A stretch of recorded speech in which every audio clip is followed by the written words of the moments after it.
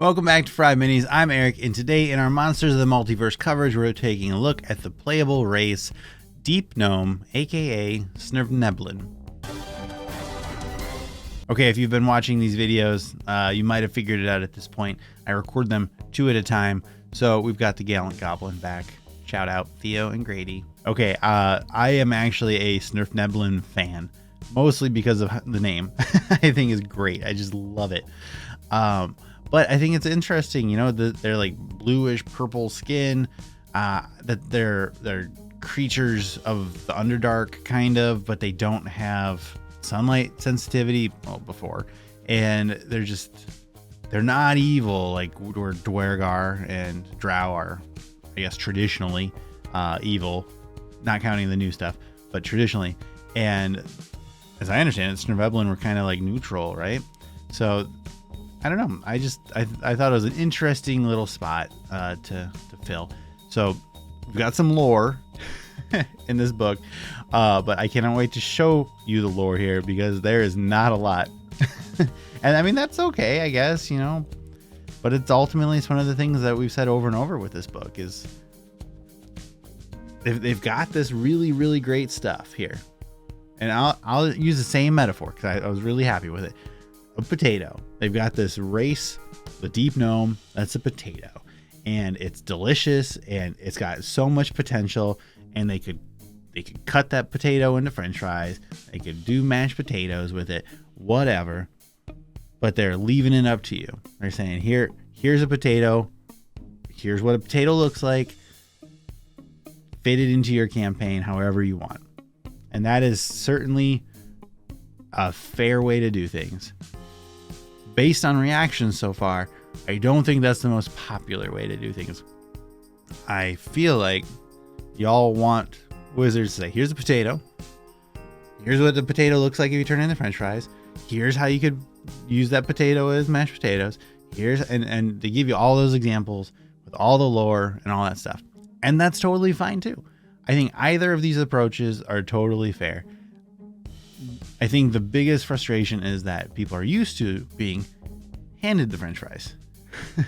And so when we take a step back and say, here's the potato, there's a disconnect there. So do I think it's the end of the world? No.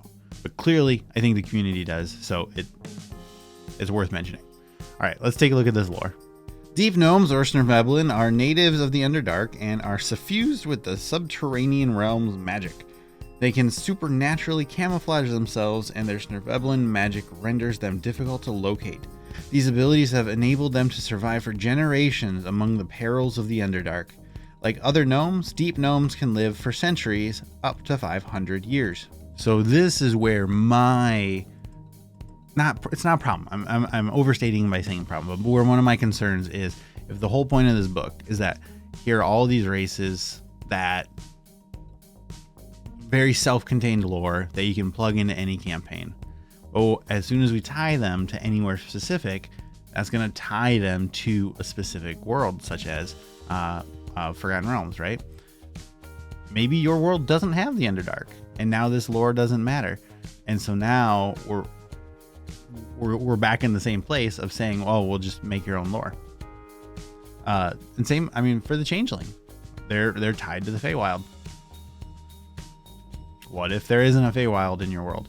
But this book is designed to be able to plug and plop into any campaign, right? Like a more universal approach to each of these races. So is it the end of the world? I don't think so, but it's a hot topic. Okay, let's take a look at some of the stuff here. We have the same kind of +2 and +1, +1, +1, +1 for the stats. Our age, we did get a special call out that these live to 500, but otherwise we're the same across the board here. And looking at our actual Deep Gnome traits, creature type, you are a humanoid. You are also considered a gnome for any prerequisite or effects that require you to be a gnome. Okay, so we saw this back with the bugbear. This, I think, this prerequisite, this like grouping kind of thing, I think is, I mean, I hope I'm not setting myself up for failure in the future, but I think that's going to be a big thing. I think we're going to see groupings like that. I think we might move away from specific like racial feats and maybe abilities or spell. I don't even know. I'm just speculating. But grouping these into gnome type and elf type and my example from Bugbear of like reptilian. So the dragonborn racial feat, the one where you get the hardened scales and the claws, that any reptilian type of race could pick it up. Like I'm all for that. I think that's cool. So whatever, we'll see. Size, you are small. Your walking speed is 30 feet and you have 120 feet of dark vision. I'm glad we kept that superior dark vision. I don't know why it's not labeled superior dark vision. 30 feet, you know, I don't think anybody's gonna have 25 feet anymore. And so now if you pick up that the racial feat for the small races, that gives you an extra 5 feet. Now your small race can actually be one of your fastest races, which, all right. Gift of the Svirfneblin. Starting at 3rd level, you can cast the Disguise Self spell with this trait. Starting at 5th level, you can also cast the non-detection spell with it without requiring a material component. Once you cast either of these spells with this trait, you can't cast that spell with it again until you finish a long rest. You can also cast these spells using spell slots you have of the appropriate level.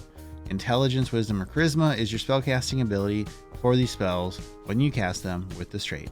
Choose when you select this race. Disguise Self and non-detection are always going to be top-notch spells. Those are always going to be good. Great spells just to get, period.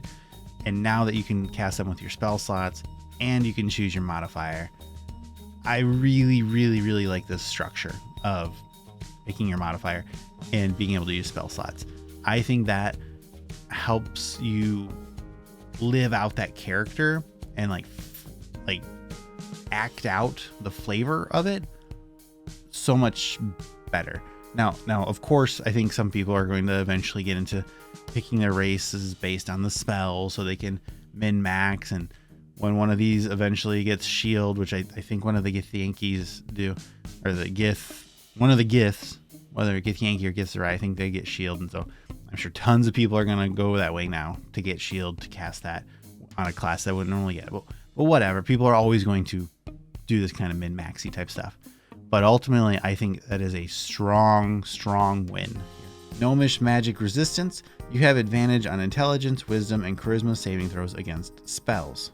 So previously, of course, this used to say magical effects, and now it's just spells, which I think is fair. I think that's a pretty fair reduction in ultimate power. One thing that's going to get tricky, though, is spells with the new stat blocks for all those monsters.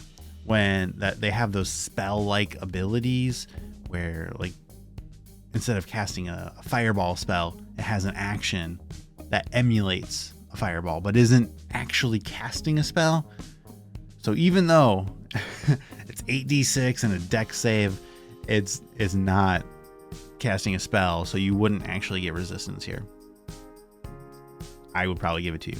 But I think raw, that's a little funky with both of those happening at the same time. We'll figure it out. Svirfneblin camouflage. When you make a dexterity stealth check, you can make the check with advantage. You can use this trait a number of times equal to your proficiency bonus, and you regain all expended uses when you finish a long rest. I think that's fantastic. So it used to be you had advantage when you were in stony or rocky terrain. And that's such like a particular is how many rocks are here does this qualify? It's just not having to deal with that at all is great. Getting proficiency bonus numbers of uses, I think, is a good way to limit it so you're not just doing it all the time. But also on the other hand, in my experience, you don't actually make a ton of stealth checks, but when you do make a stealth check, it's super important. So I think this is far superior. I like if you're sneaking through your castle, and yeah, but it's one of those things, you know, when you're running the dungeon, if you keep hitting your players with stealth checks, eventually they're going to fail, right? I just think this is good with how clutch it can come in, especially like even if you're just canceling out like your disadvantage from heavy armor or something. Big fan. All right, so like I said, I've always liked the Svirfneblin. I've always thought just as their idea, they were interesting. I liked their mechanics, and now I like them even more. I think this is excellent choice. What do y'all think? Is Svirfneblin the best name? Is Deep Gnome the best name? Leave a comment. Deep Gnome or Svirfneblin? Which one do you like more? Okay, so keep an eye out on the playlist. We'll see you in the next one.